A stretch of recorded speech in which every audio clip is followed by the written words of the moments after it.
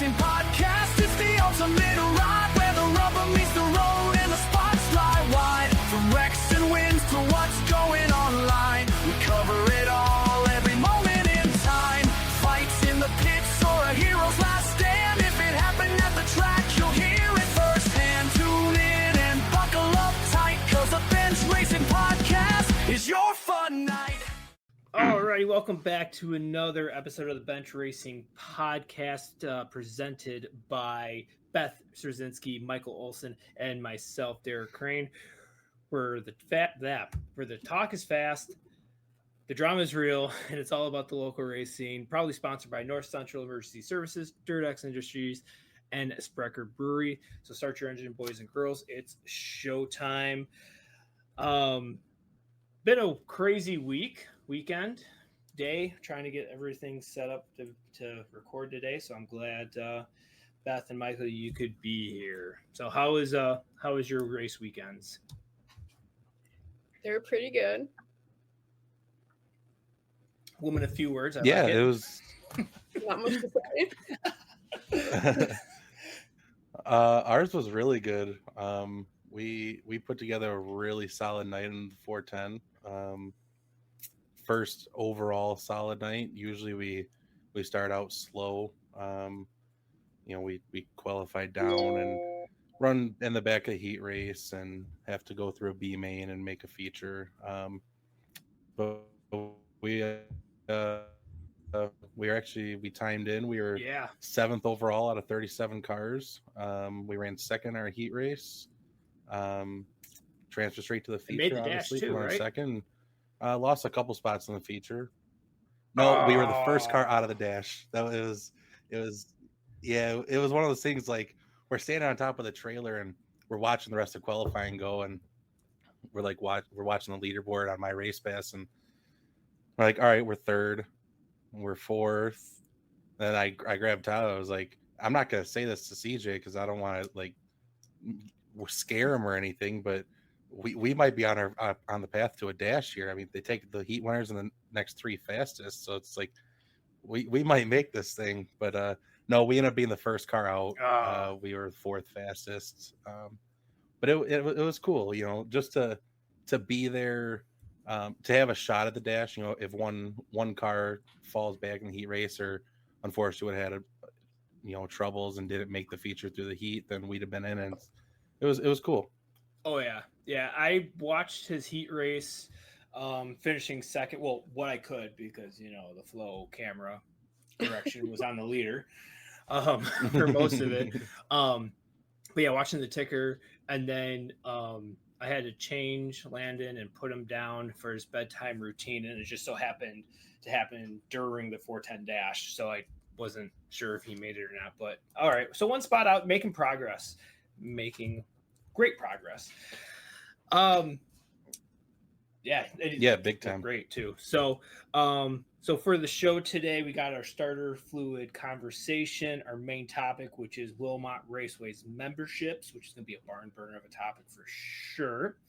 Then we will wrap up the topic portion of, what would we do if we ran or owned our own track? And we got driver of the night. We got our bet review and our new bets coming up, and then we have the game Highside or Lowside. So for the starter fluid question here, we'll start with Beth. What is your opinion on fighting on the track? I mean, not going to lie, I think it's fun to watch, but it's not fun to be involved in. It's just more of a sit back kind of thing. Okay. But every once in a while, just not every night. So if it's Tom Eller, no fighting. But if it's I don't want to driver X down in Indiana, you're like, go do it. I would prefer to keep Tom and all of us out of the fights. It's not my type of thing to be doing at a racetrack. More there to work on cars. Yeah. Michael, what's your opinion on fighting on the track? I have a pretty strong opinion on this, honestly. I'm all for it, not in the pits. If two drivers have beef and they're driving around flipping each other off after the checkered flag. Stop your car on the front stretch. The other guy will stop his. You get out and you fight on the front stretch for the fans. Mm-hmm.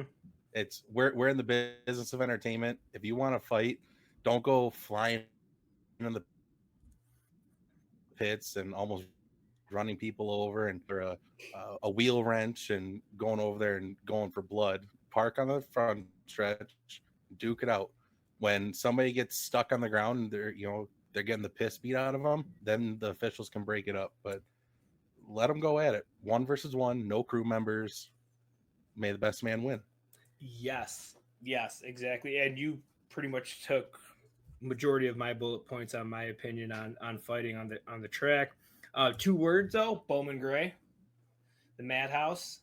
I mean, local nights, they pack the place at 14,000. Like, it's standing room only, and that's just a local show, because they allow fighting on the track. They also not allow, but it doesn't seem like they discourage fighting with race cars.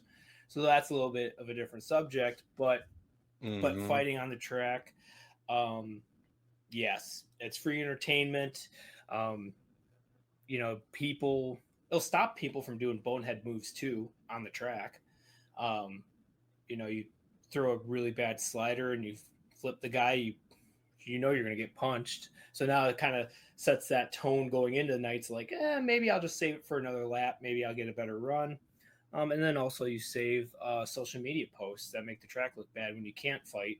And then you have to jab and do all that on social media and make those snide remarks. But yeah, on the track, yes. In the pits, no. 2 race band, friggin' when it was Cruiser and Potter fighting, was it 2 years ago? I think it was 3 years ago, maybe. And they were pit. I think it would have been Murtis. Oh, would it? No. This one, it was Cruiser and it was Potter, so maybe it was even further back. Because Cruiser came out. One of the girls came out with a baby or toddler on their hip, and they were still throwing punches. And I was like, "Whoa!" That was last year. Was it last year? Because Yeah, I know last year was. I remember running down to watch that all happen. Okay, fighting in town there. And you see, everyone in the pits is like, fight, and the fans are just, listening to track announcers go 5 laps to go, 4 laps to go. Like, this is primo entertainment that's being robbed. But yeah, it was Burbo was in the middle of it, and he was just trying to break up a brawl between 15, 16 people, and that's not good. But tracks up here tend to not like fighting, so I guess we're not gonna fight. I do like how tracks praise themselves. They're like, we don't fight here. It's like, don't fight. Yeah. You want to bet? Because I'm not points racing, so what are you gonna do? What are you gonna do? Ban me? That's not gonna really do anything. So yeah. Any other opinions on fighting, not fighting, tracks, stories? I used to say, pull them on the front stretch and give the drivers those. Remember when we were younger, the big sock and bop for gloves? Give them those and let them just beat the heck out of each other with those giant gloves. Then you don't get blood, you don't get broken noses or busted eye sockets. You get good entertainment for the fans in the stands. Yeah, I mean, and if they really want to get into it, because I know some just watching and some of the chirping in the pit stands, have a co-ed tag team match, with the driver's wife or girlfriend, because they get crazy too. Just you bring it on, your co-ed tag team, WWE style, MMA. Yeah, no, MMA, because no tables and chairs match. No, that would get crazy pretty quick, and then there'd be a lawsuit on the track. That got any funny stories besides Cruiser and Potter and Murtis? Not really. Yeah, you are young. I keep forgetting that. You were born in the 2000s. Just Okay. Okay. I forget that. You're mature Next beyond your topic. age. What's up? Next topic. Next topic. Well, hold on. If we're gonna have story time, I got a little story really Oh, quick. okay. Here. All right. Back in the Ice Age. Okay, so The 1900s. Yeah. hey, I'm not far off of 2000s, baby. I'm 96. Oh, I'm the oldest one here. Jeez. Okay. Whoa. Moving on. All right. Tell your story. So in 2023, the last year that I ran full time, the last race of the year, 141. This is very out of pocket for me. I mean, I get angry in the car. I might throw some hand gestures out the window, but usually by the time I get to the trailer, I'm calmed down or somebody is calming me, and I don't go chasing people in the pits. So last race of the year, 141 Fall Classic. I'm passing a guy for third, and he wall the tires me and comes across my right front, and I spin him. Well, up north, they have if you spin somebody and they don't keep going, you're going to the back 2 rule. So I got put to the back.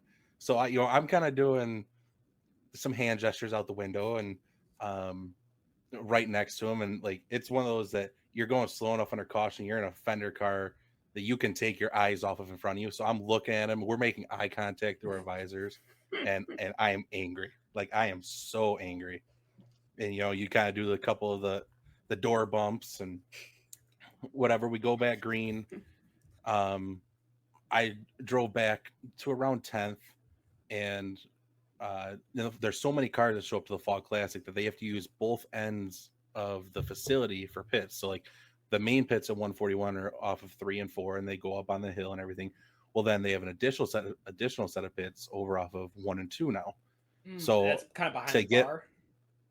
Yeah, exactly. Oh, okay. So to get over there, you have to pull through the infield, and the official waves you off the track. Well, I'm pulling to the infield, and all of a sudden, the rear end of my car is off the ground, and I'm getting driven through the infield. I'm on the brakes, like I'm about to hit an official. Like the official jumps out of the way, falls, and I'm like, all right, this dude's getting his ass beat. Like we're done. Like this is over now. So I'm pulling off the track, up over the track now, and he is running into me as I'm pulling off the track again. So I pull up to the trailer, and before anybody could even think to call me down, try to say something, I am out of the car, and I'm a big guy. It takes me a minute to get out of the car. I made it out in record time. That was new track record getting out of that car that night. And I take off running, and I turn a corner, and I find his car, and like as I'm turning the corner, I happen to look behind me, and everybody that was in our group up there is running behind me. And I swear to God, there's 40 to 45 people running with me. And I get to the guy, and I'm screaming, and I clench a fist, and I just happen to look over, and I see my grandma. And I was like, oh, I can't punch this guy in front of my grandma. No, not Graham. So I turned around, I walked away, and everybody in the group like starts getting trippy, and they want to grab the guy. I'm like, let's go, just stop. That's enough. And like, so we get back to the trailer, and my sister's like, I don't know if I've ever seen you that angry from racing. I was like, yeah, we're lucky grandma was there, because otherwise it wouldn't have been a pretty sight. And so thanks, grandma, for saving me a assault charge that night, I guess. Track band, life band, I don't know. Yeah. I have a story, but I actually have 2 stories, but none of them as cool as that. One was Circle City. It didn't even involve me, but when we were running the 410 down at Circle City, the Wingo brothers, we pitted next to them, so they're helping us out. So they're helping with the setup. We go out for the feature. Their driver flips another guy, and I'm sitting behind Wingo's car, and I see the guy come out of the corner of my eye, and I'm like, oh, he's gonna go punch him. Walks up to him, punches him. Dude, he's a minor, but in Indiana, the saying is if you're man enough to drive a sprint car, you're man enough to take a punch, which I'm like, that makes sense, yes. So then he punched him, walked off. It was just one punch, walked him off. No, there's no officials running over there or whatever. So finish the feature, come pulling in. His team walks down like they want some more. And Wingo just looks at him and is like, "You guys already got yours. Keep moving." And like that was it. And I was like, "Wow, yeah. Hey, there's a way that you can fight, and it's good entertainment, and all that stuff." The one that involves me is not as cool, but I feel kind of cool because I was. You were in a fight? No, all I did was walk down to someone's pit, and then of course, the way that rumors go and stuff gets spun out, and then I had Rent-A-Cop come down and talk to me. So basically, Nate, this was back in 2021. So Nathan was driving my second car, and of course, what happens when you have a 2-car team? You are always in the same heat. Don't know how that happens, but you're always in the same heat. So it was when we were doing smashing points too, which I hate, passing points. So Nathan and I start in the back, and we're just trying to move up. Well, Gartner, the old man, is driving wide because every spot that he loses, he's more and more likely to be in the B main. So he's driving wide.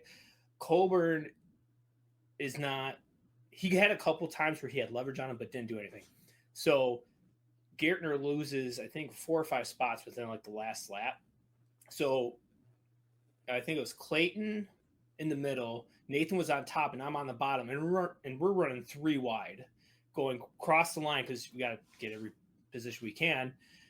At the checker, and Gartner decides to not take a cooldown lap and drive off the track, slow down and drive off the track. Well, I see out of the corner of my eye Nathan eat his right rear, and Nate's front end comes up in the air, and I'm like, "That's my car."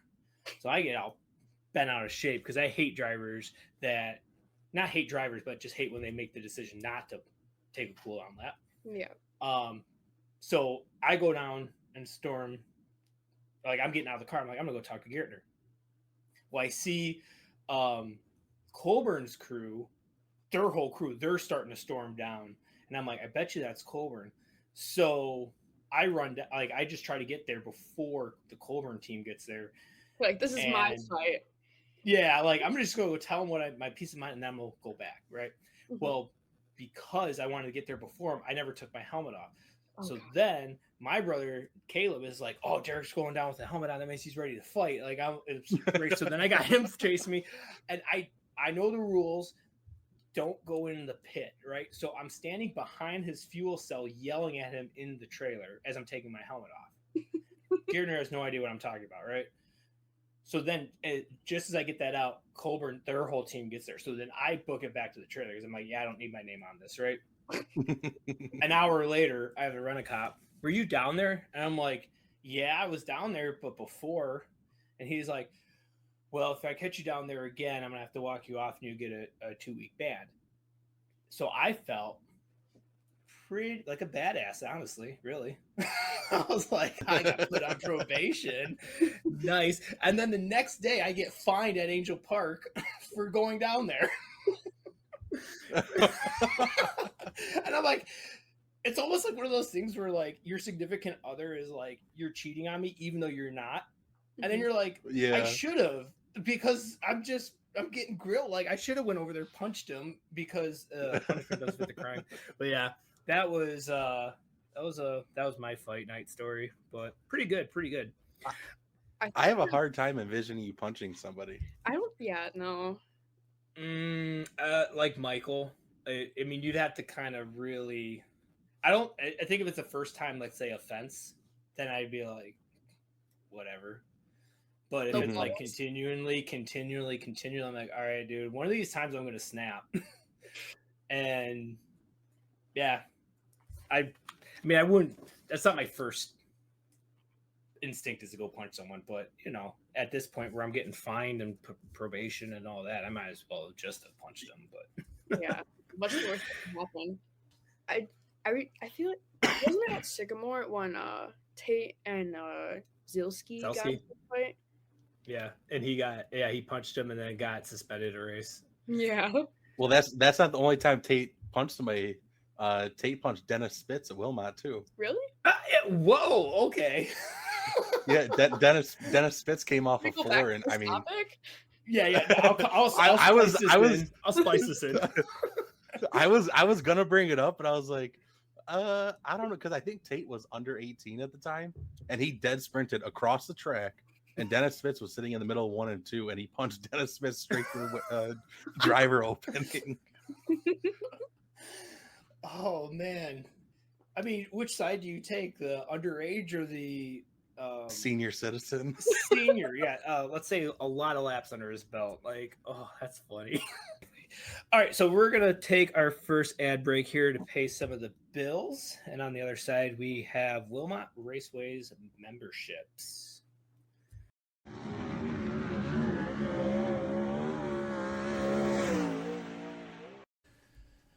What up, Crane Gang?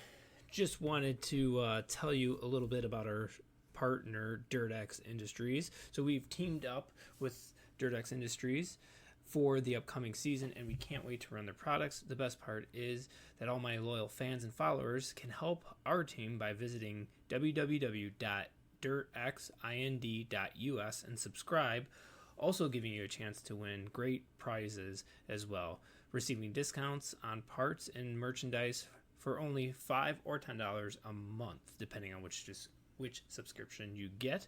There are thousands of dollars in prizes monthly that anyone can win. So help our team and subscribe today. By the way, when you subscribe, type DCR in the coupon box, and this will assist our team and increase sponsorship throughout the year. So any help is greatly appreciated. The more subscriptions we get can generate help for our team up and down the road on a weekly basis. Anyone can subscribe with no limit on subscriptions, and they are starting the US subscriptions here in June. So right now is the best time to subscribe to DirtX Industries. Now back to the show. All right, welcome back. Now we're going to get into our main topic here, Wilmot Raceway's memberships. Good, bad, ugly, don't care. It's kind of a hot topic in the pit. For those that don't know, the 2024 Wilmot classes, excluding IRA classes, had to buy a membership if they wanted to be a part of the points fund. In 2025, all classes, even the IRA classes, had to buy an additional membership if they wanted to be a part of the Wilmot classes at the end of the year. So, yeah, I don't know really how to start. We actually do have some quotes from drivers that we've interviewed over the weekend through messages, track, that kind of stuff. But I guess I'll ask you a question, Beth and Michael. Do you think that the memberships have gone up or down in percentages from 2024 to 2025? Down. Beth? I mean, I don't know that much about memberships, but I'm guessing down. So I assumed it was down. I really did. I thought it was down. Yeah, all right. So if we took and it included the IRA that was grandfathered in 2024, you had 120 drivers out of 187, which would mean 64%. Without the IRA, if you exclude the wingless and the lightning sprints, it's 44%. In 2025, there are 49 out of 103 drivers, which makes it actually 47%. So I was surprised that the percentage went up, but did it really? Because the car count dropped. I'm going to go ahead and say it's because the car count dropped. Mm-hmm. I mean, we went from like 18 or 19 four cylinders to 4. And the wingless cars, we went from at least 20, I'd say, down to what would we say? There was 7, 8. 9. Yeah, 8. There are. This year, 4 bandits, 11 street stocks, 9 mods, 10 lightning, 6 wingless, and 9 winged 604s. Yeah. So when I did the percentages, because I'm a numbers guy, right? So I was like, that seems really weird because I would assume bandits went from 45% in 2024 to 21% in 2025. Street stocks are the ones that have gone up the close, 45% to 73%. And modified's 36 to 60%. So I don't really think it's memberships going up. I just think it's the car count going down that kind of helps the percentage. Because you go from 120 to 49. It's a pretty big difference on memberships. Mhm. Now, I did look back on Facebook, and real quickly, side note. So I looked up Wilmot Raceway memberships on Facebook to see what I could find from the original post from 2024. And the first thing that came up was from August 18th, 2014. And it says, first off, congratulations to all the county fair race winners on both nights. Now to address the situation, Nick Simons. And I'm like, whoa, what is going on here? But I missed the date. I was like, oh, that was a trip there. Big trip. Big trip. I was like, wait, what happened in the last day? But the earliest one I can find is from March 19th, and it's really just an update on what you get from the being a member. And with the update, it's just kind of, do you want to run for points this year? Then you need the membership. This membership will give you $5 off your pit admission with the valid membership card. Why? There have been a lot of requests for something like this, so we decided to answer the request. But I think it's trending the wrong way for that. And then I had to go to the membership or to buy tickets on Wilmot today to see what you get.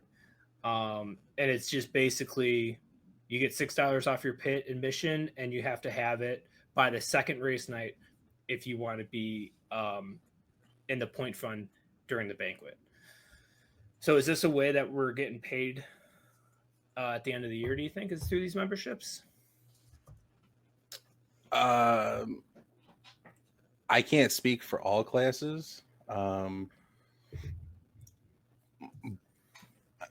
I'm trying to stay as middle ground on this as possible. I don't want to ruffle feathers one way or the other. Yep.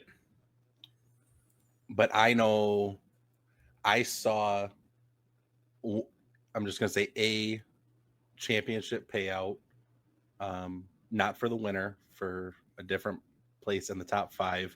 And it was the same amount as if you were to run third in the feature, which is what it's been for, how many years in the past now? So,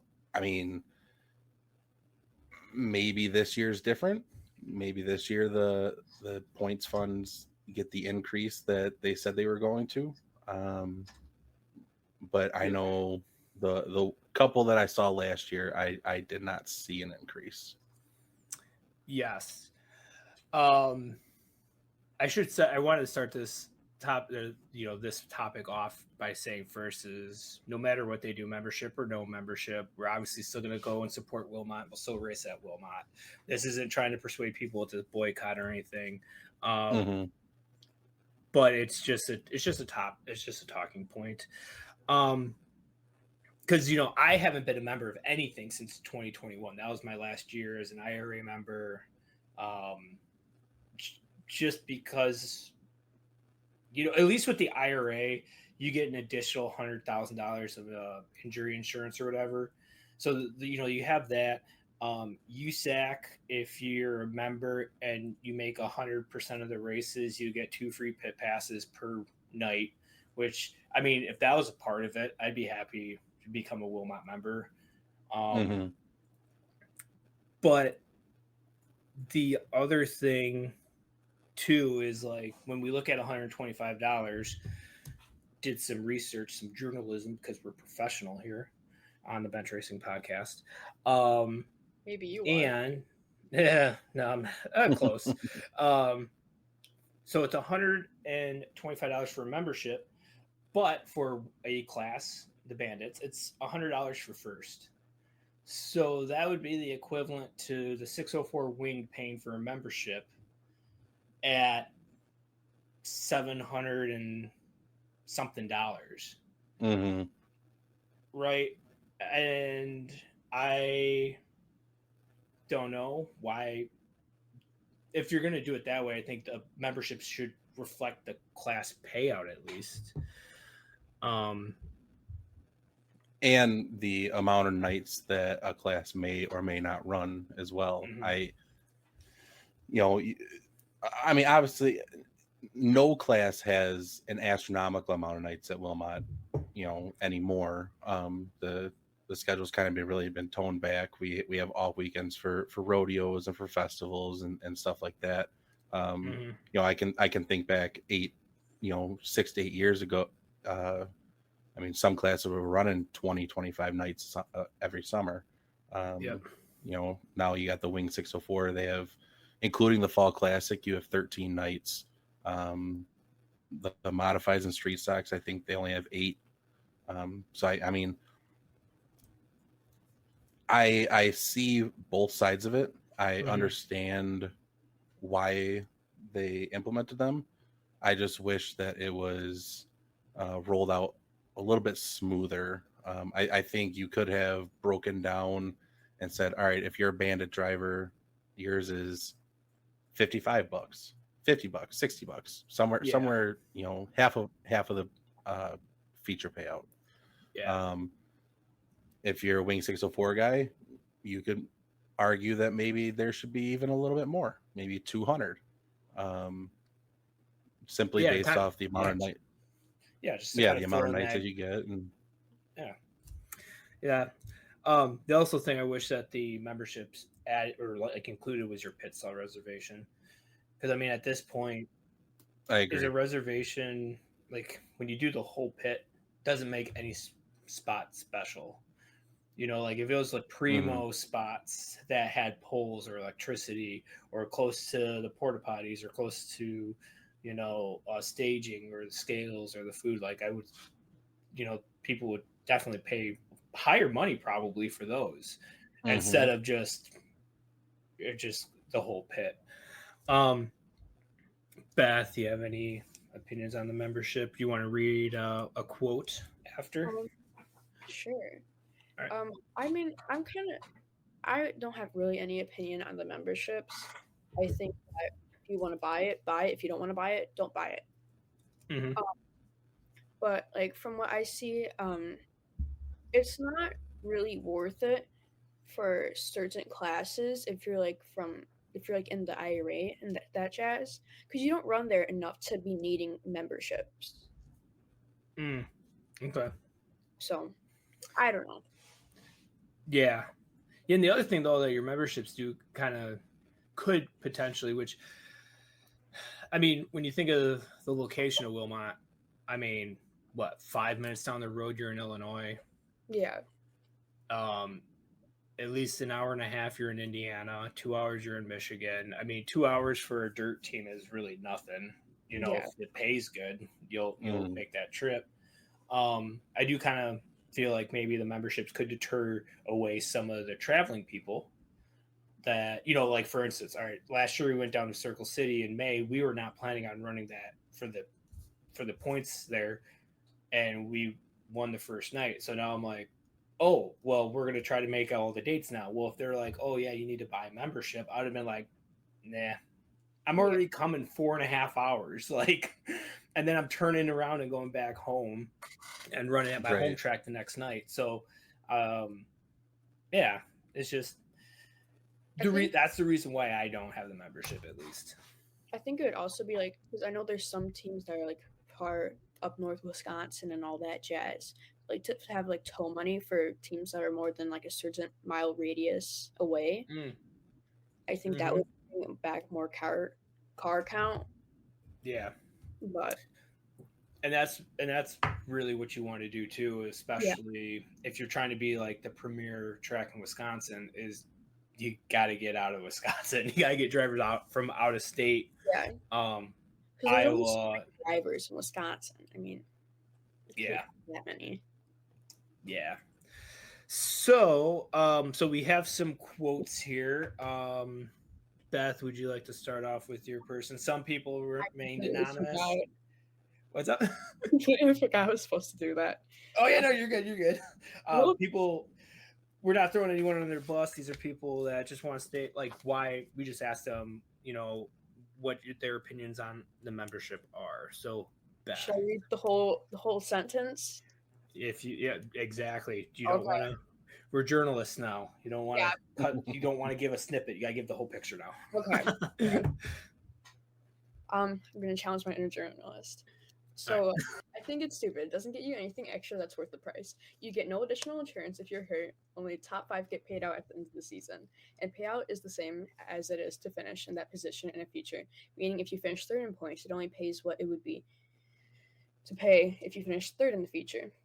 It allegedly makes your pit passes only cost $25, but none of the classes run enough for that to even be worth it. Our IRA membership only makes sense if you go to all the races, which is way more than the 10 that we go to Wilmot for. I also feel that the money may not be necessary. I get it. What he's trying to say, it's not worth it. It's only worth it if you run the full time with the IRA because that is 25 nights, and you get additional. And the pit passes are usually higher on a IRA night anyway, so you're really I mean, yeah, that would make a lot more sense. Remind me never to ask Tom to write something. Or if you do, copy it and put it in a Word. I copied the exact message he sent me. Oh, okay. Well, that's good journalism, even with the typos. Like, that's exactly what he said. All right, so I got one here. Our team isn't a fan. The memberships aren't honestly worth it to us. We just want to show up and race, and this ends up costing us money in the long run. That was their quote, and then they sent me another message that was a little bit more spicier to add on, but I don't feel like really putting that in there. Michael, what's one of your quotes? I'm gonna keep mine anonymous. None of my guys really said that they wanted to stay anonymous, but just for their privacy and people staying out of their trailers, I'll keep it anonymous. So this one's from a wingless driver, and he says, "I am against the Wilmot membership, especially as a Wisconsin wingless driver who already pays for an IRA membership. The IRA membership gives me some insurance perks as well, where the Wilmot one doesn't have any benefits besides being a part of the points and championship fund. If the Wilmot membership helps with the banquet, I really hope it will show. We will see at the end of the year, I guess. I also am upset with the membership because I was told I get $6 off a pit pass, but the last 2 races I was denied, being told it was an IRA night, not a Wilmot night. I just don't get the point of making racers pay more to race than they already do. Some of the teams run a very tight budget, and now they need to spend even more money, and that doesn't help them at all." That's a good point. Considering that the wingless is an IRA class, so when the wingless are there, is it technically an IRA night because they have the wingless there, and usually the Lightnings are with them too. So, but I get it. It was with the 410s, and so, but how much is a IRA one? Is it a $2 or $4 or something off? It's $25 if you have an IRA card. Yeah. So it's $5 off. $10 off. It was $35 to get in the pits on Saturday. Yeah. What? This is what happens when you go to a cashless society. I just swipe my card. I even ask. Pit pass. There you go. All right, cool. Oh, all right. Let's. I'll go to the next one. It's a nice, short and sweet. Love it. I think he kind of like I said. It's just exactly how he said it. What does it get us? Nothing. My check at the banquet was $230. That was it.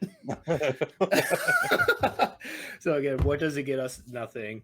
Banquet at the bank, or my check at the banquet was $230. Now, one of the things though about the membership that I do like is, I want to say it so I don't forget, is that if you are a member, it pays out the members. So if that means, because usually tracks only pay out the top 5, I would say, maybe top 10, depending on what track you're at. But the membership, if you have 18 members, you get paid down to 18th. So I do kind of like that. That's a really good perk of it. But All right, Michael, what's your next one? My next one's from a modified driver. I really don't want to use the word stupid in any of mine, but it's a direct quote, so I'm going to. He says, I think it's stupid for the 8 nights we get to run. They don't get it that we run under IMCA, so with their membership, there's 2-point systems for the mods. So per IMCA, they can't run for points during Super Nationals, but Wilmot is going to run their points that night. I'm going to go to the Super Nationals this year and not be at Wilmot, so a guy could win IMCA points, but not Wilmot points. That one... That one's tougher, right? Like IMCA has all sorts of different points championships that you get to chase. Like you can win track points, you can win state points, you can win regional points, you can win national points. So I mean, the modifieds are hard because like you said, every IMCA track in the country, they know that when the IMCA Super Nationals are going on, you cannot run a points race. It's always non-points racing, or they'll run a special that weekend or something, a non-points being special. Whereas Wilmot, they race modifieds the weekend of the Super Nationals, and it is a Wilmot points night. So it's like you're kind of stuck in the middle because Wilmot's doing something they're not supposed to, and in Fender Car World, the IMCA Super Nationals, they're a big deal. You know, the Super Nationals are big. I mean, for the I think 7 or 8 divisions they bring there. I mean, literally over 700 cars show up to race that week, and it's a full week long. It's Monday through Saturday, so I mean, you get to that point where the Super Nationals come up and a mod driver is leading the points, but he had a season-long plan to go run the Super Nationals. He told his sponsors, his family, his friends, all these people he's going to Super Nationals. Do you just give up your championship run to go race the biggest race of the year in Fender Car World? It's almost like, well, it's not almost like, it is like Knoxville Nationals. 410s don't run at Wilmot. Right. So it's almost like Wilmot putting a 410 unsanctioned wing deal, but making it like you're running for points too. It's like I could see them doing that because you might get some of the guys that don't want to go, that would like to go to the Knoxville Nationals but just can't, but they still want to race. But if you make it a whole points deal, it just gets messy. Gets really messy. I'll go next, and then we'll go to Beth's last one. So I got a street stock driver. I think the membership money should be used for the class that one is running in. Totally agree with that. Now, I don't know exactly where the money's going. I'm just a driver. As long as the cash or the check cashes, I really don't care where the money is coming from. But I do get this driver's point. That it should be, because I mean, in honest, could you imagine the Bandit point fund last year? It would have had the most. And then everyone would be like, "Oh, let's sell our cars to go run Bandits." Because I would. Those guys look like they're having a hoot. Beth, you ready for yours? Yeah. So, okay. Remaining anonymous, but short, simple. What? I wasn't the first one to do it.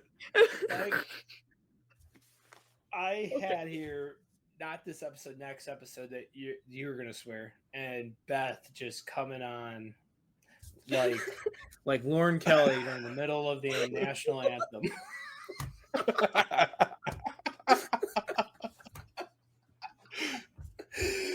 Oh, that's a good one. Oh, that's hilarious. Maybe I should be doing these later in the night, so we're just kind of like, whatever. It's the end of the day. I will say My bad. I will say I cannot wait for our first guest episode so we can have, and hopefully we have an after the checker or the after whatever you call it. Yeah, we because will. It is so hard for me to hide my vocabulary for this hour and 15 minutes that we're on. Oh man, I'm sorry. I mean, you can. I mean, like I said, like the one word that I'm like, just try not to use is the one that Beth just said. But like and shit and like, just try not to say it a lot. But if one slips here or there, I'm okay with it. I'm okay with it. All right. So before Beth dropped it like it was hot. Actually, let's let her catch your breath. Michael, who do you got? I have a street stock driver now as well. All right. And he says it was never a thing in the past. I know they're paying out more positions at the banquet, but personally, I think it's a waste of money. Some people are racing on a budget to begin with, and if they want to race for points, they got to spend that money when they could go to a different track and race points for free. I would rather see a higher payout each night with a membership. I feel if they kept it to the top 5 and paid those guys higher amounts at the end of the year, then I would be for the membership. That's actually a really good point. What if you're a member, your purse at the end of the night, your check would be $50 more just by being. I mean, obviously they can't do that because it's $125. So where's the money coming from? But like, right, if it's $200 to win and a non-member wins, it's $200. But if a member wins, it's $225 or $230 to win. That I might be down for that. That makes more sense. It's an added perk. Yeah, and I mean, obviously same way down. So if it's 7th place, you get an extra couple bucks too. So, well, for like the future winners, for a regular pit pass, so 35 times that by 4, 140. So you have 4 people, and usually people bring in at least 4 people with them to work on a car or all that jazz, family members. So that's like a payout. So you have 4 people in the pits, and that gets you 1 class pay for a win. Right? Yes, but typically tracks that run more than 4 classes, the purse is coming from the pit side anyways. Yeah. So that money, I would say, is like, let's say, spoken for. And again, as promoting this Can-Am International event, I'm learning very fast that there's a nice little window that you want. You don't want to have not enough cars, but you don't want too many cars either. Because you start thinking about 35, 40 cars. Oh my goodness, like that's a big purse, that you got to come up with money with, and then you're working with the track and saying what percentages stuff coming in and blah blah blah blah blah. But yeah, I mean, I almost said the driver's name. I do like that one. I if they were to, I like that opinion. All right, Beth, you ready? Yeah. Keep it clean this time. Yeah, shame on me. Okay, anonymous. Not worth it. That's all. Wow, short and sweet. Yeah, we had more time giggling than that. Okay. I didn't mean to mess up. No, you're good. You're good. I'm leaving it in here. Just letting you know, I am leaving it in here. I'll just make sure I censor it. Okay. That's $1 in the swear jar. Yeah. Oh. Maybe that's what. Anytime someone. We should start one of those. Yeah, we just put it in there, and at the end of the year, we can just bless someone by our not nice language. Split it into thirds. Split into thirds. Split into thirds.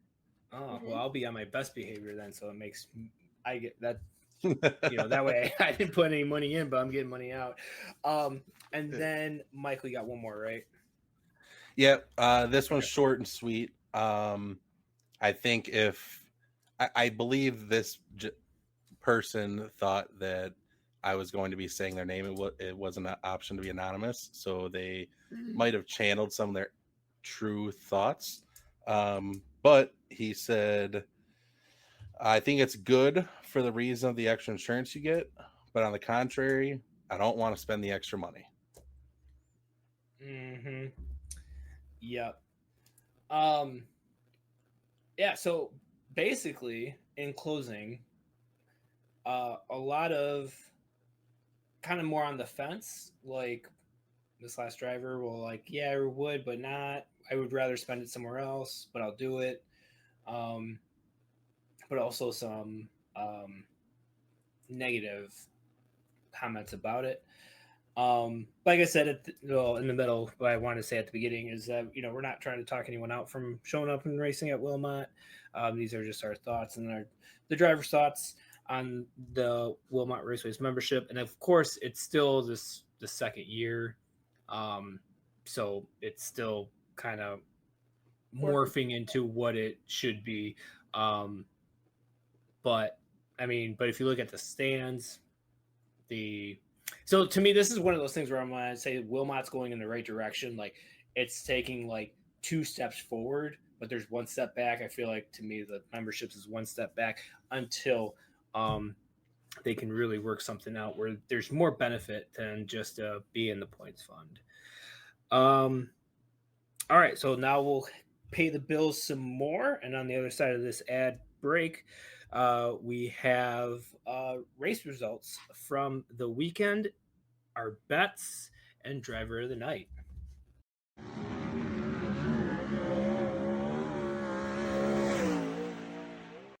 When the shop nights get long after a great result, or even a tough night at the track, or even like right now during this episode, nothing hits the spot like a cold Sprecher root beer. But it doesn't stop there. Sprecher's lineup goes way beyond the classic. My personal favorites are the Door County Cherry Soda and the Honeycrisp Apple Soda. And there's still more amazing flavors I haven't even tried yet. Sprecher's Root Beer has been crafting award-winning soda and beer since 1985, right here in Glendale, Wisconsin. Stop in for a brewery tour, sample the goods, experience the local flavors. And don't forget, November 17th, we're back in the Sprecher Tap Room for our 2nd annual Benchies Award Night. It's a perfect excuse to check them out. Now that this ad is wrapping up, I have cracked open another Sprecher soda, and I'm ready to talk more racing with you. All right, welcome back to the Bench Racing Podcast. Now we are talking about results. So we'll start off here with... Oh, dang it. I should have been prepared. I was not. Here it is. All right. I moved some tabs over and I lost what I was looking for. Okay, here we go. All right. So we had Founders Night at Wilmot Raceway, which had the 410 sprint cars, the Wisconsin Wingless, the Illinois Lightning Sprints, the IRA Lightning Sprints, and the Bandits. So the results are heat race winners in the Bandits was Patrick Riley and David McKellips. In your top 5 in the Bandits was Austin Orth, Craig Cruiser, David McKellips, Tiny Horse Ralph Johnson, and Patrick Riley. In the... Gotta scroll all the way up here now. Okay. In the non-wing or Wisconsin wingless, we had Tim Cox going fast time. Heat race winners were Alan Hafford, technically Adam Taylor, but was disqualified. Do you know what that was, Michael? He was light at the scales. Light at the scales. Okay, I was like, maybe he forgot the scales because he was racing with the American Sprint Car Tour the weekend before. Just one thing, Derek. Called Tiny Horse Ralph Johnson. Oh, sorry, Tiny Horse Ryan Johnson. It's the second time I did that today. I must have Ralph. I must have the participant on my mind. Sorry about that, Tiny Horse. You know what it was? Is I didn't say his first name, then his nickname, then his last name. Superstitious. So yeah, all right. Thank you for the clarity, Beth. So Adam Taylor was light at the scales after winning his heat race. So Ryan Zelski was bumped up to the heat race winner. And Bryce Andrews won his heat. The B main was won by Adam Taylor. Your top 5 in the Wisconsin wingless was Chris Klumpko picking up the second in a row at Wilmot Raceway. Bryce second, Tyler Cuxhouse third, George Gartner the third, fourth, and Eric Wilkie fifth. Talk about a mixed up top 5. Yeah. The only, like, if this was last year, you'd be like, oh yeah, Tyler Cuxhouse, duh. But I mean, it's a struggle up front now. Everyone's getting quick. In lightning sprints, Nick Petska went fast time. Your heat race winners were Tugger Richards and Derek Fortier. And your top 5 in the lightning sprints was Brian Strain, Mark Heinert, Jordan Funderburg, Chad Stouthammer, the 15-year-old, and Tim Brandon. The 32-year-old, 33. Let me just clarify that. All right, and then before I get on to the the American Sprint Car Tour results, who was your guys' driver of the night? Should I go first? Yeah, go ahead, ladies first. Jordan Funderburg. Okay, nice. All Career right, best, 3rd place. So. Yep. Got to get that out there. Yeah, he was coming. Michael, who is your driver of the night? So I have a couple honorable mentions first. My first honorable mention is Chris Klemko. He went back to back. I mean, how do you got to include him? Brian Strain Jr. Not a super slow start to the year, but kind of was missing that extra beat that he had on everybody last year. And he righted the ship this weekend. He swept the weekend, so because he won at 141 on Sunday as well. Non-Wilmot class, but I have to give a shout out to my boy CJ. I mean, he had a heck of a run in the 410. But when all said and done, my driver of the week is Austin Orth. He picked up his first career win. I try to give the Bandits as much shout as possible. Sometimes I feel I don't. So this was my opportunity to say, hey, man, good job. Well, you're not the only one, because the Wisconsin wingless, when they rolled out, and George Gartner III bullied Chris Klemko out of the way for second, and then going into turn 3 said, Chris, here you go. You can have the spot back. I'll just jump the cushion hard.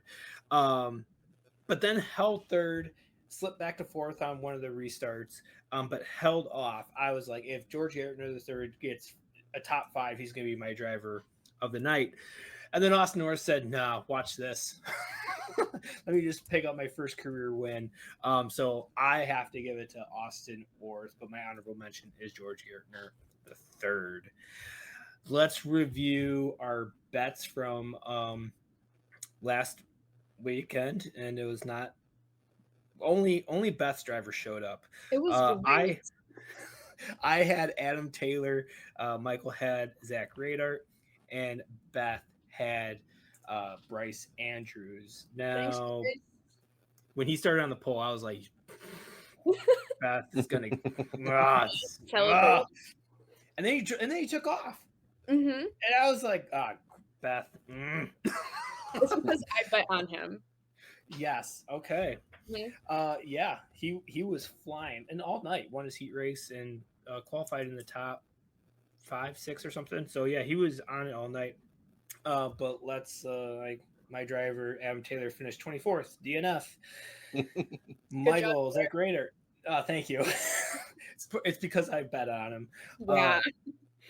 Zach Radart 17th, and now when I think about it, he wasn't really felt like he was there all night. Could have been a slow camera direction, but he was trying to sell t-shirts on top, and it just wasn't there. I mean, for the love of God, get these wingless guys a cushion. Yeah, I need Zach to get to the front. Yeah. And then you heard his name read off in the top 5. Beth picked Bryce Andrews, and Bryce finished second. So now we're going to make bets on the 604 Winged on Friday night at Wilmot Raceway, and we're going to go in reverse result order. So since I had the worst, I'm going first. You did this on purpose. I made the roll up after. I'm like, yeah, that'll benefit me the best. I see. I know Michael's going second, and I kind of know who he wants to go for. I'm going to go third. I'm going to let Beth go before me. You're a good person. I want to give 2 opportunities so that I don't have to do it. Oh, I don't think you need 2. I'm going right away. I'm going Malik. I think he sorts his bad luck out with the invert. I think he's going to finish the best out of the 3 drivers that we're picking. Michael, you still want to go third? Yeah, Beth can go next. Okay. Beth, who do you got? Just gonna Greg Olson. Olson. Okay. Ooh. Oh, all right. Now I just got to pull this knife out of my back. Yeah. Your 2 drivers that you're going to pick, right? No, I wasn't going to pick Greg. I spent 10 minutes last week talking about how much it's hurting us, and Beth just goes and shatters my dreams even further. Oh. Whoops. I'm on the fence. I have 2.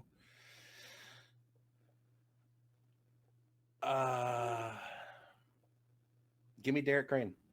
Ooh. All right.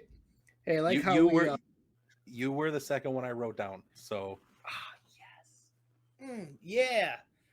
I like how we support each other, Michael. Teamwork makes the dream work. Yeah, you pick me, I pick your guy. Like, we're all good. Oh man. All right, so yes, Wilmot Raceway is running on Friday, May 30th. It is battle at the border with the American Sprint Car Tour versus the Wisconsin Wingless.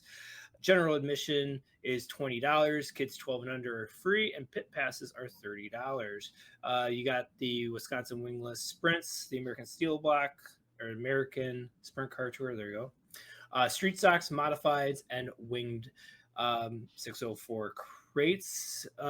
Pits open at 3 p.m. Gates open at 5 p.m. Hot laps at 5:45, and racing starting at 6:45. And don't forget that you have the season pass for general admission, which is $125. So get that, and you get that's like the best deal, honestly, seriously. So definitely check that out at myracepass.com. Search Wilmot Raceway for that. We'll go on to the American Sprint Car Tour real quick. Ponderosa ran Friday night. They're not on my race pass, so I have yet to hear where people finished. I know Trace Mailer won that because we text. He asked me if I'm going, so he knows which car to bring. A little bit.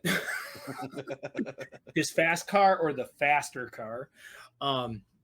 But on Saturday night at Windy Hollow, the first night of a 2-night show, which the Saturday night show was postponed. So this is just Sunday night was postponed. Saturday night, Trace Mailer went fast time.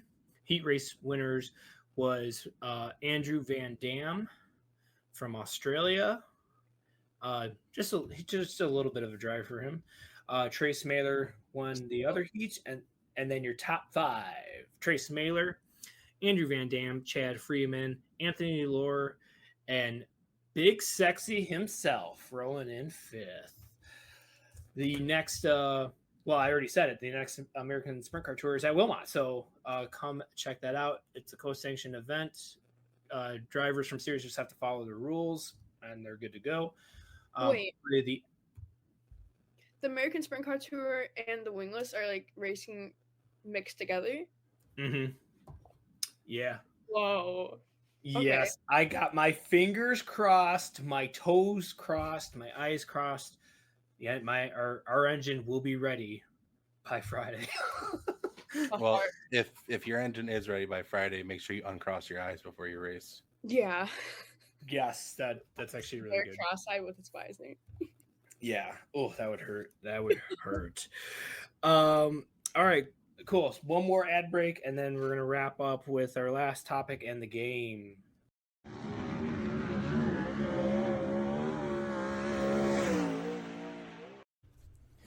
Another yellow, which is another great time to talk about one of our partners, Jack's helmet design. Right, Nate?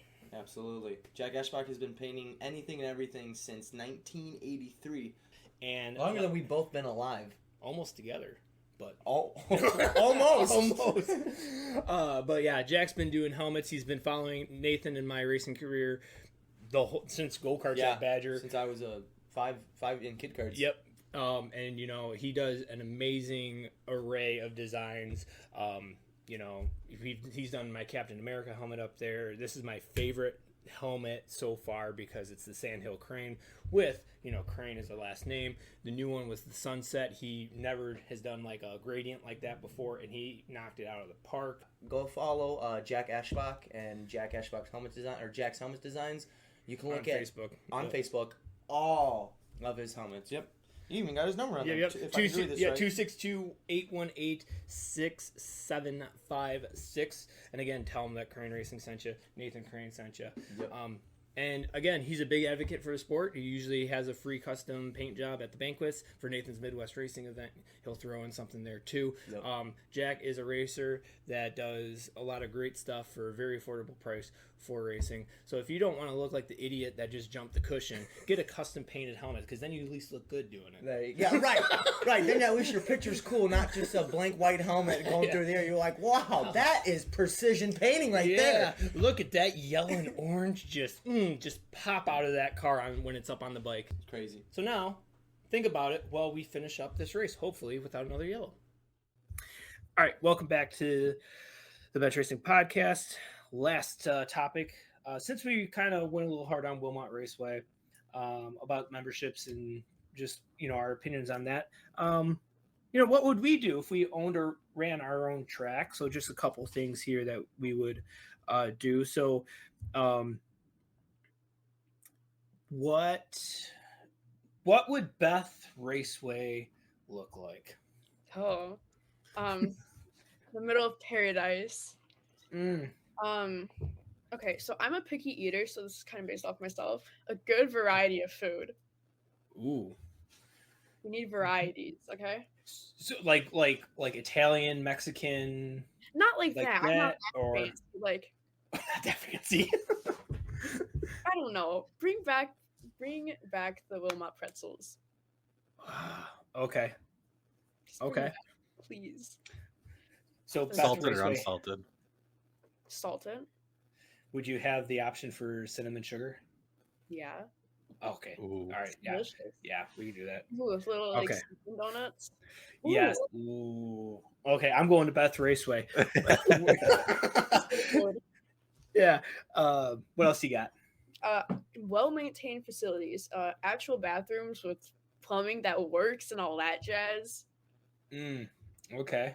No reserve pit stalls. I find them kind of a waste of money when you can't use them for like the whole season. Free for all. Just do free for all. Okay. Yeah. And then have like an area for kids, because why not? It's easier for the parents, I would say. Guessing. Yes. You would know, Derek. Seriously. And then I would have good track prep. I would actually not just show up on race day and work it out. I would like do every other couple of days or all that jazz, and arrive at the track early enough to work it out before the races start, not at 12 p.m. Okay. Okay. Yeah. Shout out to the track prep crew just in general that show up even on race day and prep the track for us.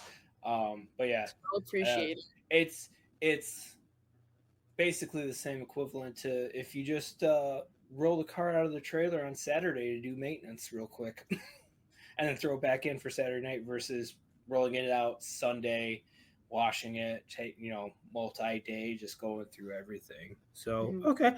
Yeah, I'd go to Beth Raceway in a heartbeat. Sounds like a fun. Feels like I'd have a hard time keeping it close to minimum weight, though.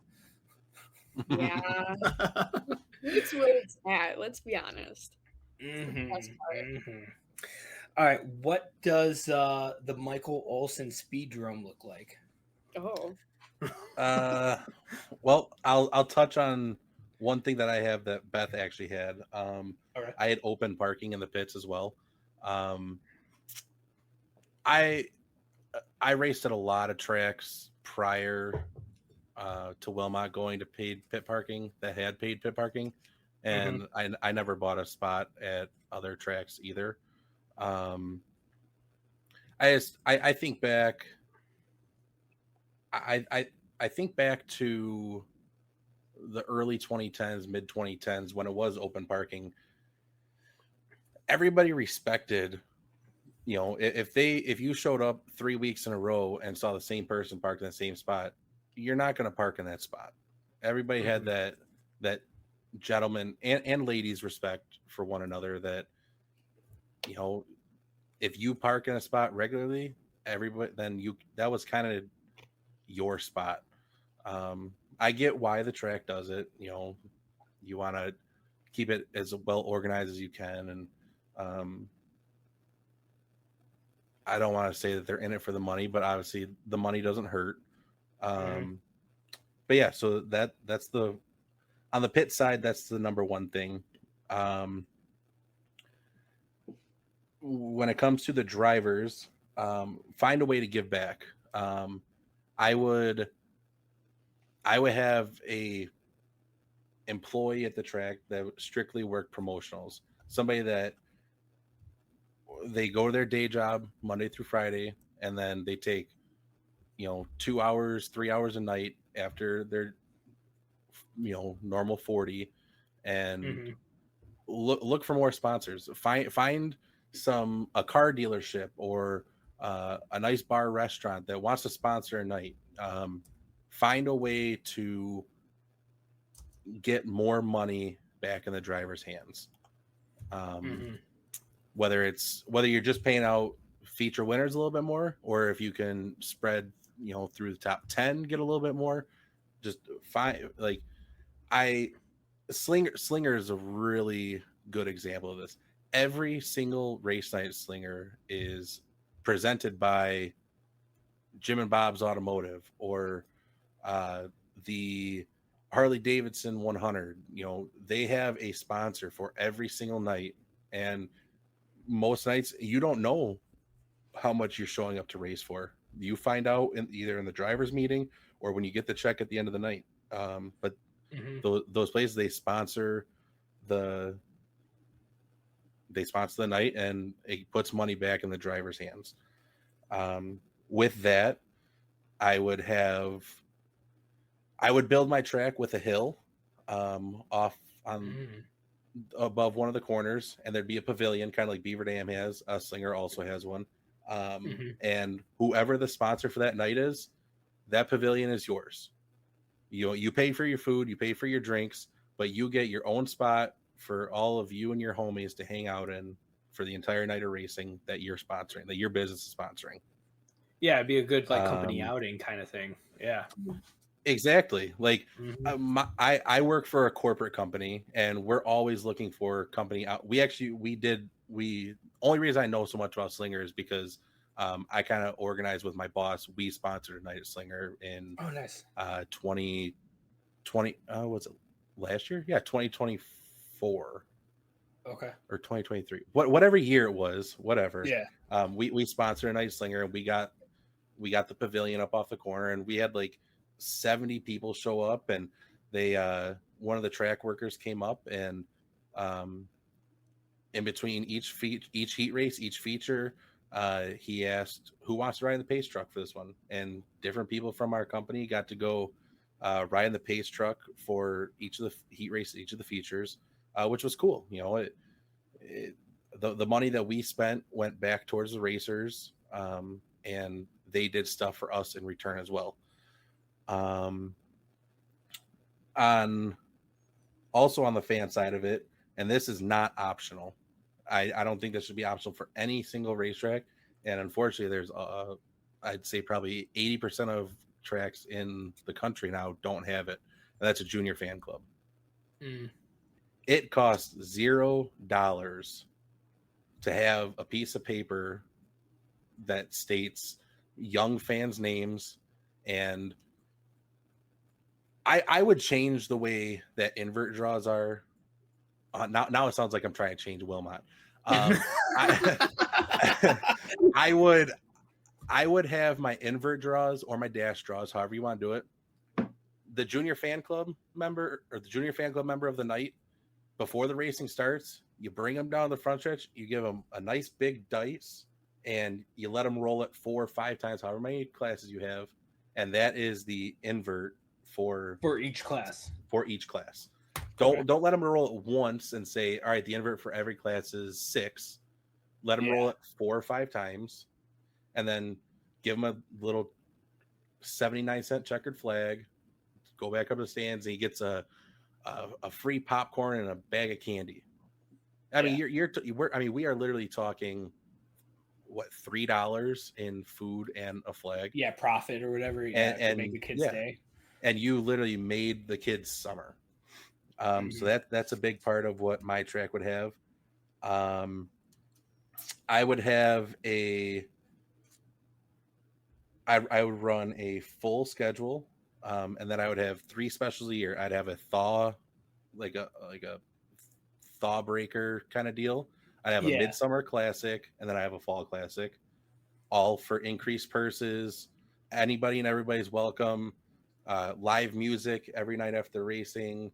You have a little beer garden, just a fun atmosphere.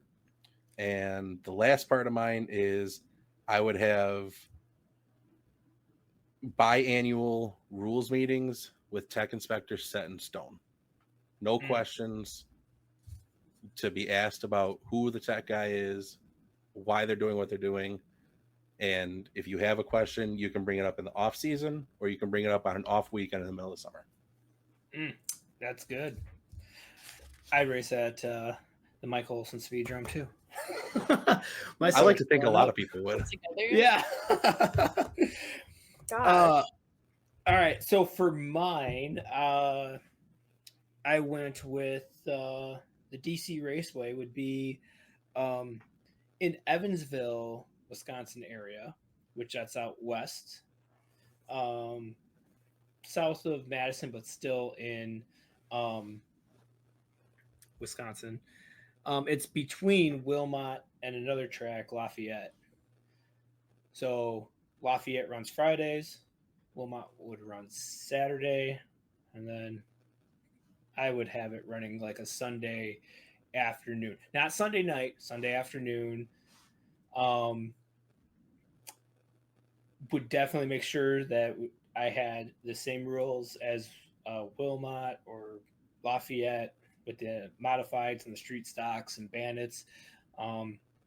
Not saying that every single driver would make a 3-day weekend every weekend, but they have the option. And plus with some schedules, like when I used to work at Peapod, I had Sunday, Mondays off. So, I could run Saturday, Sunday then instead of Friday, then going to bed for 2 hours and then waking up and going to work and then going back to racing. It would be a 1/4 mile, wide bull ring, but banking would be more like a bowl. So like the bottom would be flat, and then as you got closer to the wall, it'd go up a little bit. Food, not that picky. Just 141 steak sandwiches. That's all I ask for. Fighting on the track allowed. Let's go. But like I said earlier in the topic, that if you fought in the pits, you get a 2-race ban, and if you came back and did it again, then you get a year ban. And I would just make sure I had 3 classes a night max. 1, because it's Sunday. 2, if you get done early, it's not the end of the world. Kids come back in the pits, sit in the car, and the kids are the main reason why a lot of race fans keep coming back. Specials, obviously, definitely make sure it's some sort of USAC, or I would go high limit over World of Outlaws. I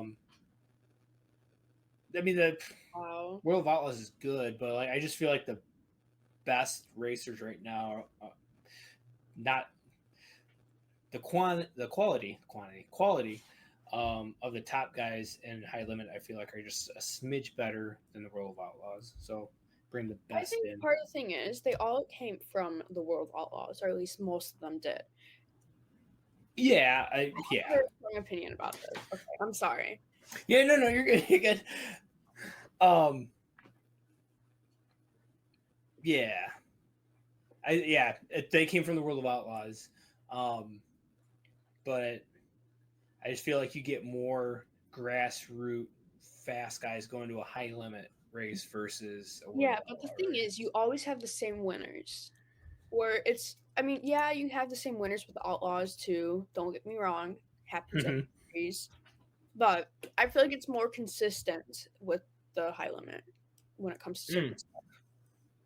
That'd be a good topic. I think we got next week's topic down. High limit versus World of Outlaws. And then just kind of ditto what you guys said. No pit reservations, or if there was, it'd be like the 10 primo spots for whatever. I would actually like to see a few handicap pit stalls, not because the driver that's racing is handicapped, but I'm just saying, like, my brother or a family member that's coming to the track somewhere really close to the pit stands or the bathroom or something like that. I think I'd do that. I agree. Paved surfaces, that would be nice. Yes, that's money, but definitely paved or at least grass. I like Angel Park. I think is my favorite pit, but not my favorite Yet. because I crash there a lot. So, alrighty. Well, you guys up for a game? I know we went a little long. Oh yeah, I'm always down to smoke Beth in a game. Okay, let's go. All right, this is. That's not going to happen. That's not going to happen. Just like the racetrack. That's what the racetrack's for. This is what the game's for. Let's see here. Yeah. All right. So Me and Michael fight on the front stretch. This Friday. Be ready. Oh, all right. This is good. You guys got to be there. Get there and get a pit pass. It's gonna be good. It's gonna be on the front stretch. Front stretch. There you go. Yeah, just get there early. You'll be good. All right. So we have Beth versus Michael, and a Highside, Lowside is a game. So basically, 6 questions. All of the answers are numbers. But if they get it right, if their answer is correct right on, they get 2 points. But if not, the other person will steal, and all they have to say is the correct number is higher or lower than their guess. If they get it right, they get 1 point. But if they get it wrong, they lose a point, and negative points are on the card. So don't get 3 in a row. All right. Michael won 2-1 last time, so we'll stop bringing it up. We'll go with Beth. 1 through 6. 2. 2. All right. How many different winners in 2024 for all Wilmot classes? So you have Lightning Sprints, Wingless, Street Stocks, Modifieds, Bandits, and 604 Wings. So how many different winners were there? Why would you do this? You picked it. No, I didn't pick the question. I picked the number. I didn't pick how many winners are there. Different winners. Oh, my bad. Because there's guys that won multiple.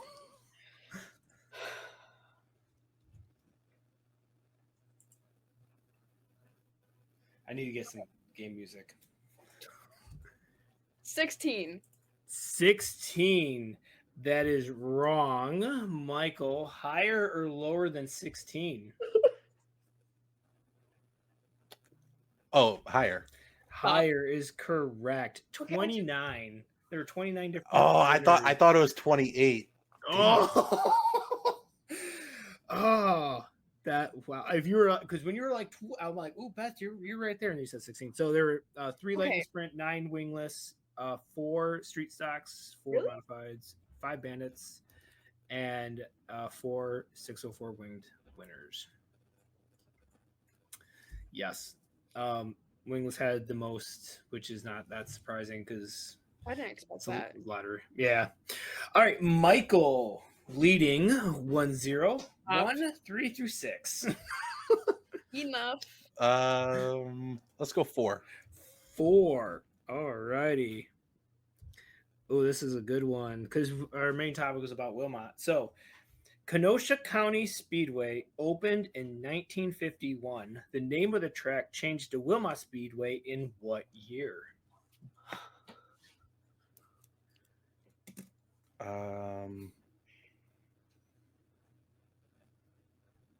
According to Google, I got to put that out there.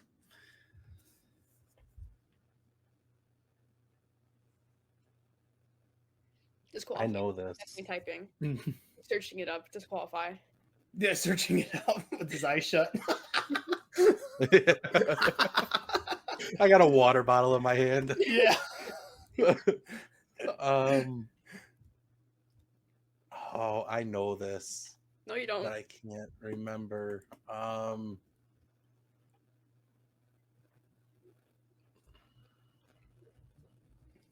Do, do, do, do, do, do. 19. Those are the first two numbers. Yep. You would know that. 1967. According to Google, that is wrong. Beth. Higher. It is. Beth, if you had to take a guess, what would you have guessed? Hold on. Before I say anything, do I get points? Yeah, you got 1 point. You got Okay. 1 point. Yeah. You got 1 point. Yeah, That's but the worst part. just 1967, but it's higher. 1970s. 80s. Yes, 1973. 1973. Oh, okay. All right, Beth. I'm so good tied at it up. Back to you. Uh-oh. 1, 3, 5, 6. 1. 1.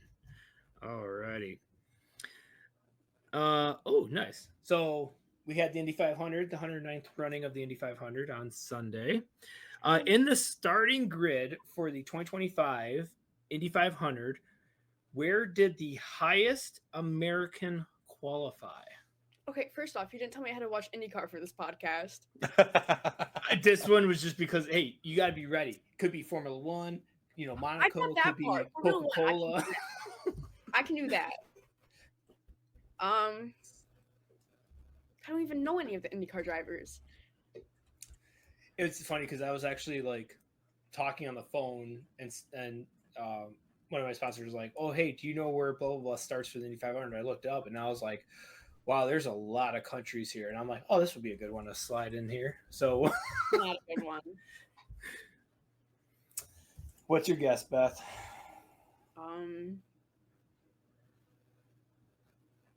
How many drivers were there? At least give me that part. 33. 17th. 17th. That's wrong.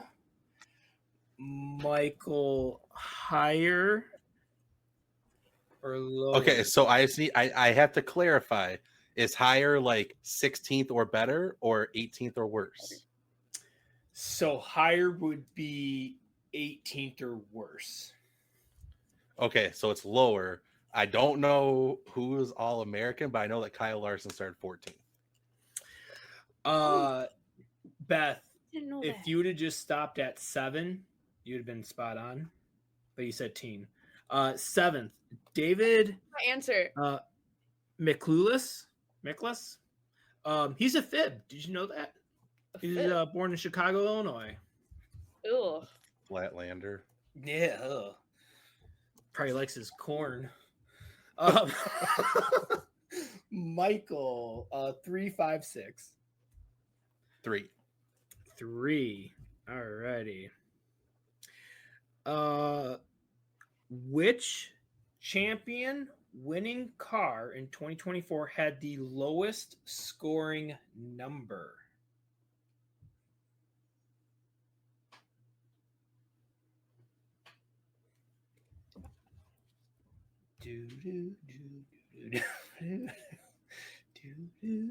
Street stocks. Wait, do I have to say who it was or car number? 8? That is correct. Cruiser had the number 8. Crowbridge had 28. Tiny Horse 38. Heinert 55. Klemko 70. And Sexton 83. Now, Beth, I did give you a little hint that obviously I did not rephrase that question with higher numbers. So 5 or 6? 6. Is that your final answer? You pick for me. Yeah, you said 6. Oh, All right. Plus, Michael picked 6 was his last question that he had, and they had to take, and that's how he won. So maybe we'll throw him off his game now. All right. Gosh. All right. Number 6. How many class champions from 2020 to 2024 are racing in 2025?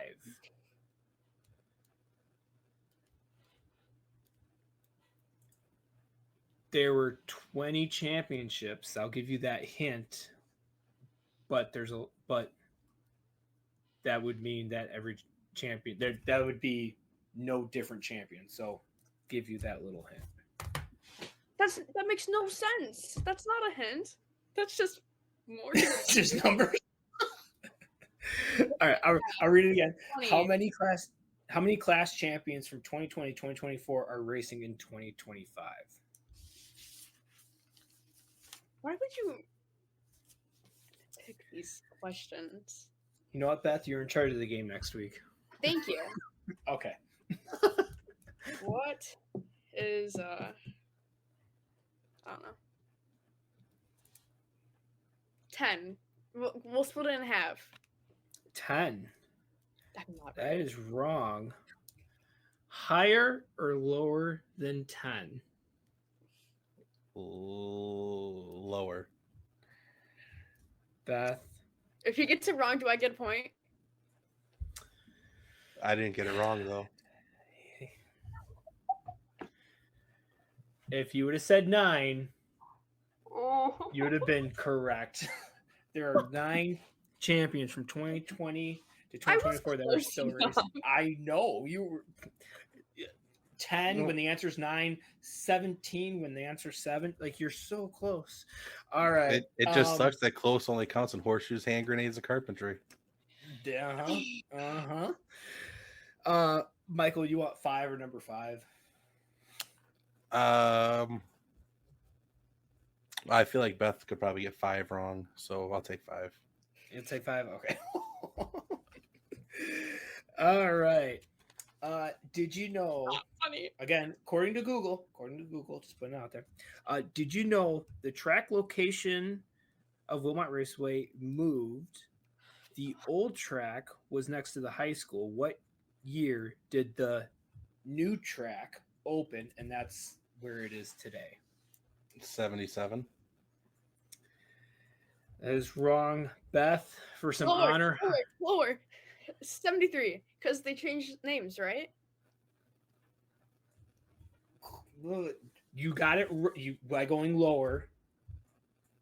Wait, what'd you say, Michael? 77. 77. Beth, so you gotta talk me through this. So lower is older or younger? Older. So no, you did not get that right because it was 1982. Oh man! And Beth or Michael, I was just looking at your name, and Michael wins 6-1. Stop! Oh, all right. So the next game should be fun because it sounds like Beth's going to be making it up. Oh, you're serious about that? Oh, Yeah. I got this. Any game, any rule, you I'm can gonna be getting steal help it. time out for this, so be prepared. Oh, okay. So talk to. Well, we already heard how his English is that you copied. Yeah, just make sure you. I'll go through it and be like grammatical. Yes, exactly. Hey, it's funny. So being on the bench racing, Yeah, I'm on the Bench Racing podcast. Whoa. Being on the Racing Roundup show, looking over at Jim Trado's notes, it's all shorthand. And I was like, huh, that's right. It could be misspelled as long as you know what that means. Right. You can say it. So yeah, that's how you I have misspelled your notes, right? What's up? Didn't you Oh, misspell something? Yeah, I missed my notes too, but like for years I put like on mine it says Beth and then your last name is SIR-ZIN-SKI,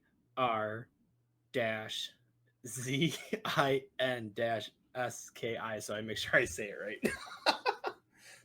Szerzynski. Yeah. Nowhere So, near how there it's you go. spelled, but it's close. Yeah. Exactly. So, yeah, that was tonight's episode. A lot longer than it's a late night too because Landon did not want to behave. So thank you guys so much for staying up late here. That's it for this episode on the Bench Racing Podcast. We thank you for spending your time with us and looking forward to talk more racing next week. Until then, peace out, Girl Scout. It's the ultimate ride. It's the all night.